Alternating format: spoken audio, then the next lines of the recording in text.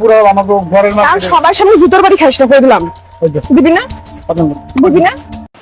স্ত্রীকে 4,000 টাকা দামের থ্রি পিস লাগবে, যা স্বামীর দেওয়ার সামর্থ্যের বাইরে। একটা দোকানে স্বামী স্ত্রী কাপড় নিতে গেছে, স্ত্রী বলছে ওই থ্রি পিসটাই তাকে লাগবে, স্বামীর সেটা দেওয়ার সামর্থ্য নাই, যার কারণে বলছে দিবি কি না, নাহলে জুতা দিয়া বাইরাবো এই দোকানদারের সামনে। কি আজব দুনিয়া আসলাম।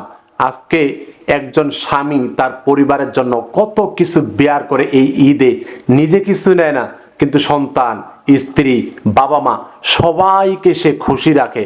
এরপরও স্ত্রী বলছে 4,000 টাকা দামের থ্রি পিস লাগবে। নারী সমাজ জানতে হবে, যদি শুধুমাত্র দুইটি কথা কেউ তার স্বামীকে বলে, তাহলে সে ব্যক্তি, সেই নারী, সেই স্ত্রী যত বড় দিনদার দাবি করুক না কেন, তার জন্য জাহান্নাম অবধারিত। এক, কেউ যদি শুধুমাত্র বলে যে তোমার সংসারে এসে আমার জীবনটাই বৃথা হয়ে গেল, তোমার সংসারে এসে কিছুই পেলাম না, অর্থাৎ স্বামীর না শুকরিয়া আদায় করা, কোনো মহিলা যদি এই কাজটা করে, সে মহিলা তার অবস্থান জাহান্নামে করে নিল। এবং কথায় কথায় যে নারী, যে স্ত্রী লানত দেয়,